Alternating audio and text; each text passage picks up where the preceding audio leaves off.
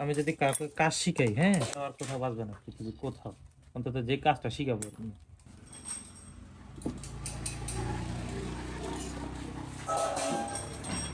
দেখছেন কি অবস্থা? এটা কি করলাম? এটা হচ্ছে হেড, এটা হচ্ছে ইনটেক ভালভ, এটা হলো এক্সজস্ট ভালভ। এক্সজস্ট ভালভ এই ভালভটা একদম খাইতে খাইতে ভিতরে ঢুকে গেছে।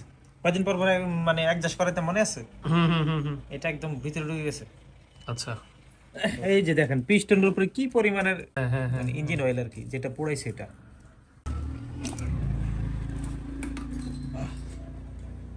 বুঝছেন?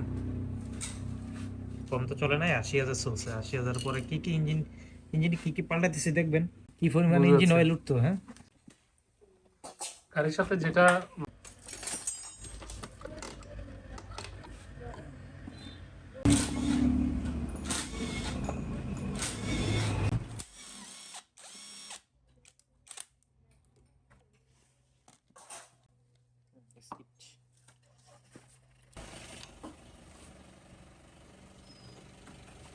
এই টুলস হচ্ছে গিয়ে, এর প্রত্যেকটা টুলস আছে, আপনার টুলস যদি নিয়মিত ব্যবহার করতে পারেন, পার্টস গুলো ভালো থাকবে, কাজটাও ১০০ হবে।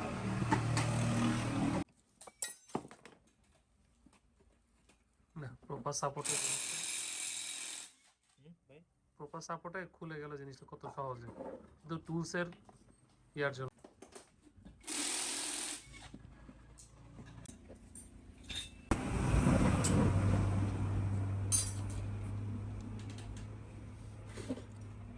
এই জিনিসটা কি? এটা হচ্ছে যে টাইমিং গাটার। টাইমিং গাটার। এটা কি প্লাস্টিকের হয় নাকি? এটা প্লাস্টিকের, এটা হলো টেম্পার প্লাস্টিক।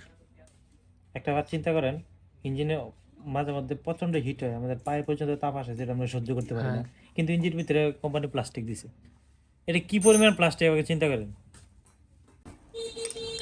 এই ছোট্ট একটা মোটর অনেক শক্তিশালী, ১৬৩ সিসির একটা ইঞ্জিন স্টার্ট করে ফেলে। চিন্তা করছেন? এখানে ছোট ভাইবা কখনো কোনো জিনিস দুর্বল ভাববেন না। হ্যাঁ, এটা দিয়ে কিন্তু বুলেট আরো ছোট, আমার হাদি বাইরে লেগে গেছে। আসলেই বুঝছেন, এখানে যত ক্ষুদ্র ভাবে তত ডেঞ্জারাস। যেমন মশা, ছোট মরিচের ঝাল বেশি। একটা মশা ৫০টা মানুষের থেকে একটা মশার ক্ষমতা বেশি। কেমনে বলেন তো? আপনি ঘুমালে কি আপনার শক্তি থাকে না, পৃথিবী সম্বন্ধে আর কোনো জ্ঞান থাকে? না, তখন সেই সে সময় যেটা মশা- পুশ করে ওটাতেই মানুষ মনে করেন চিকনগুনিয়া ডেঙ্গু হয়ে শেষ হসপিটালে। হ্যাঁ, এই কারণে একটা মানুষের থেকে একটা মশার শক্তি বেশি। তারপর আমরা পয়েন্টে আসি। পয়েন্ট হচ্ছে গিয়া, এটা হচ্ছে যে মানে ইঞ্জিনের মূল, ইঞ্জিনের মূল পয়েন্ট হচ্ছে যে এটা।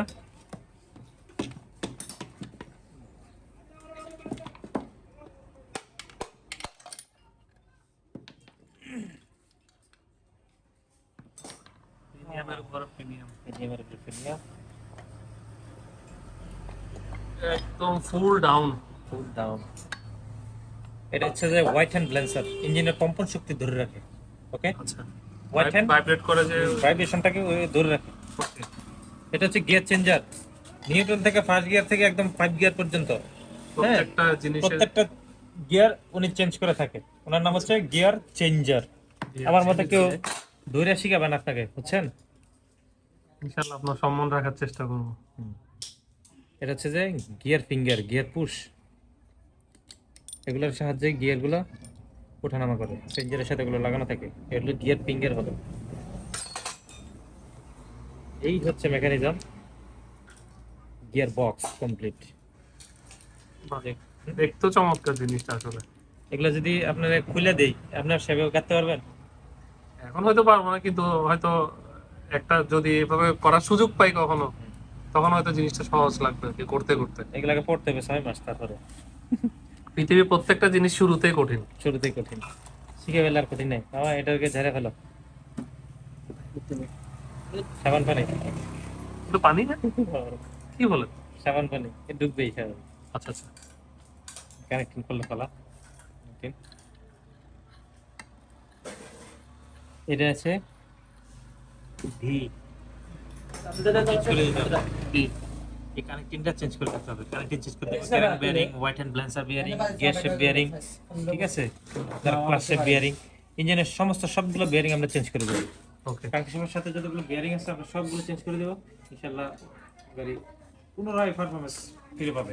ইনশাআল্লাহ।